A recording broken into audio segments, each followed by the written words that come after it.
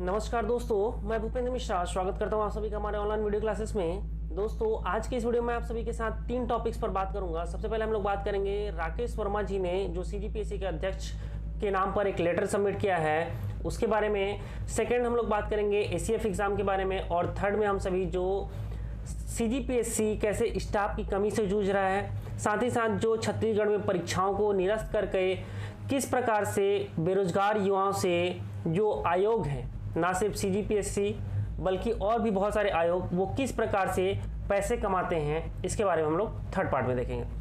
तो चलिए स्टार्ट करते हैं आज का वीडियो। देखिए, जो पहला पार्ट है, मतलब राकेश वर्मा जी ने जो लेटर सीजीपीएससी के अध्यक्ष वर्तमान जो टमन सिंह सोनवानी सर हैं उनको जो सबमिट किया है, उसमें ओवरऑल यही चीज़ है कि देखो कई सारे जहाँ पर एग्जाम हुआ था वहाँ के जो केंद्राध्यक्ष थे उनको नहीं पता था कि उसमें माइनस मार्किंग है या नहीं है। स्टूडेंट्स ने पूछा, प्रतिभागियों ने पूछा कि सर इसमें माइनस मार्किंग है या नहीं है, तो कुछ लोगों ने, एक तो मैं खुद बात किया हूँ, वहाँ पर केंद्राध्यक्ष ने स्पष्ट रूप से कहा था कि इसमें कहीं लिखा है क्या, नहीं लिखा है तो आप ये समझिए इसमें माइनस मार्किंग नहीं है।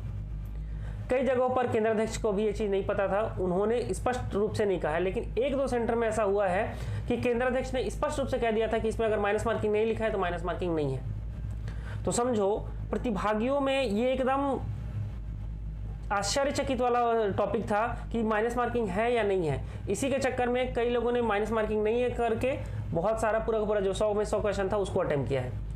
तो एक प्रकार से ये पीएससी का बहुत बड़ा गलती था।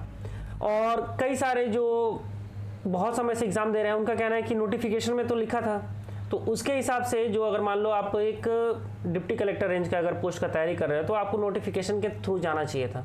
सही चीज़ है, ठीक है।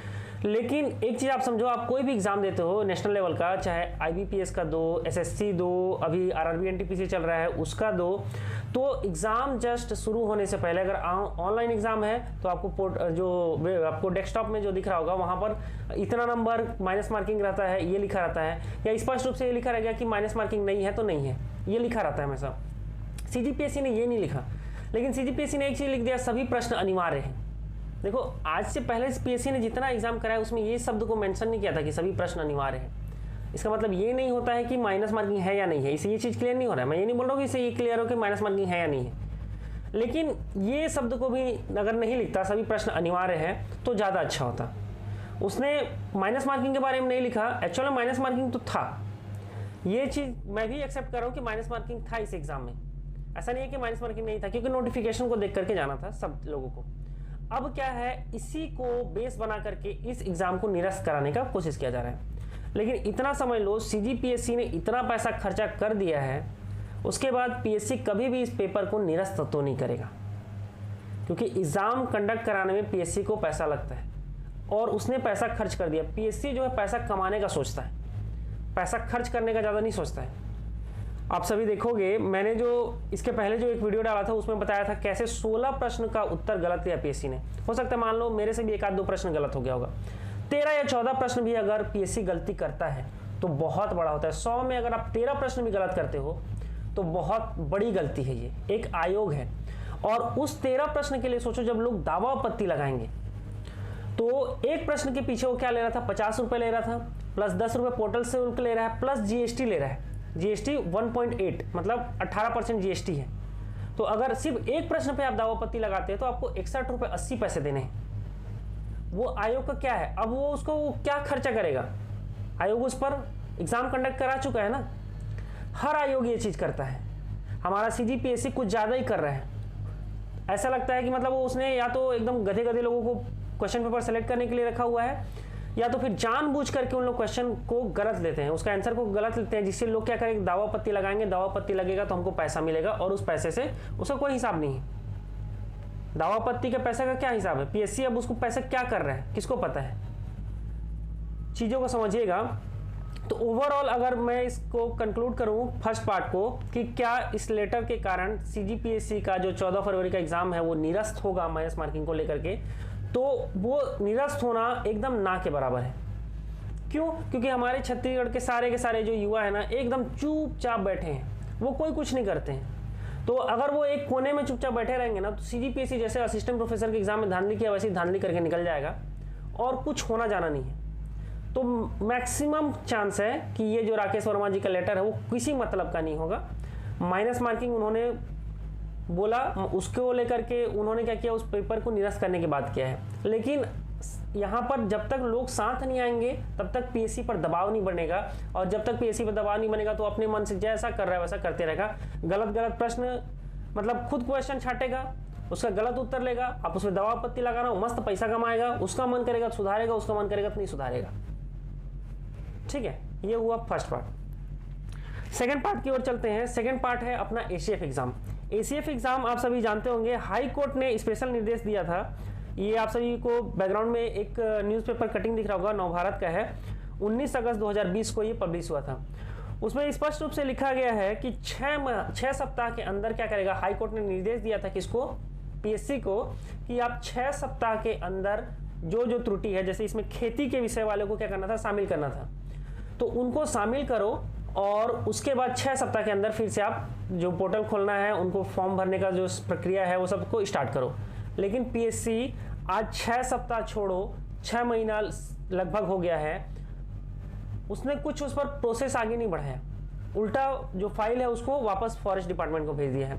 तो ये एक प्रकार से क्या हो गया, स्टूडेंट्स लोग अब तैयारी कर रहे हैं ना, तैयारी करने वाले एकदम तैयारी कर रहे हैं, एग्जाम होना है, कब होगा किसी को नहीं पता है। वैसे ही एसआई वाले हैं 3 साल से दौड़े जा रहे हैं, कब होगा पेपर किसी को नहीं पता है। कई सारा ऐसा एग्जाम है जिसमें मतलब एकदम ठंडे बस्ते में चला जाता है। जैसे कि आप खुद छत्तीसगढ़ लोक सेवा आयोग का एक नोटिफिकेशन देखिए, आपको स्क्रीन में दिख रहा होगा। ये नोटिफिकेशन जो पब्लिश हुआ था, प्रकाशन की तिथि थी 17/1/2018, आज से 3 साल से भी ज़्यादा पुराना है।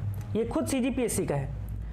टोटल 31 पोस्ट थे अलग अलग चीज़ों के, जैसे कि स्टोर कीपर का था, ग्रंथपाल का था, शीघ्र लेखन ग्रेड 3 का था, इस प्रकार से अलग अलग पोस्ट थे। टोटल 31 पोस्ट थे। ठीक है, अब 3 साल पहले की कहानी है ये। 3 साल पहले उन्होंने खुद सीजीपीएससी ने, अब वहाँ पर स्टाफ की कमी थी, उसके लिए उन्होंने क्या किया, नोटिस जारी किया। बहुत सारे लोगों ने अप्लाई भी किया होगा, और आज के डेट में देखो वो पेपर अभी तक नहीं हुआ, 3 साल से हो गया। तो सोचो अगर उस एग्ज़ाम के लिए अगर मान लेते हैं 10,000 लोगों ने भी अप्लाई किया होगा, जनरल के लिए उस समय 400 लिखा है और अलग अलग कैटेगरी के हिसाब से अलग अलग रेट है। ठीक है, आपको स्क्रीन में ये सारा चीज़ दिख रहा होगा। तो सोचो अगर 10,000 लोग भी अप्लाई किए होंगे, एवरेज हम लोग ले लेते हैं, मान लो जनरल ओबीसी एसटी सबको मिलाकर अगर मान लो 300 रुपए के एवरेज भी बनता होगा, तो 10,000 का 300 से गुणा कर दो तो आराम से कई लाखों रुपए सीजीपीएससी को फायदा हो गया। और 3 साल भाई, 3 साल में उसका ब्याज कितना बन जाएगा, पीएससी मस्त। और आपको क्या लगता है कि ये पेपर, अगर कोई भी पेपर आज तक जितना भी पेपर छत्तीसगढ़ में निरस्त हुआ है, क्या किसी का पैसा वापस हुआ है क्या? कई सारा पेपर निरस्त हुआ है छत्तीसगढ़ में, लेकिन कभी किसी प्रतिभागी को उसका पैसा वापस नहीं दिया गया है। क्या कभी किसी प्रतिभागी ने इसके ऊपर आवाज उठाया है? कभी नहीं उठाया। पेपर निरस्त हो गया, पैसा बोल देता है विभाग हाँ हम देंगे, लेकिन आज तक किसी भी एग्जाम को निरस्त हुआ है, और चाहे वो व्यापम हो, चाहे वो पीएससी हो, चाहे अपना जो पुलिस फोर्स का जो एग्जाम कंडक्ट कराते हैं उन लोगों को, कोई पैसा वापस नहीं करते हैं। बढ़िया पैसा मिलता है, अब पता नहीं उस पैसे का फिर क्या करते हैं। कई कई साल तक ऐसे कई सारे पेपर हैं,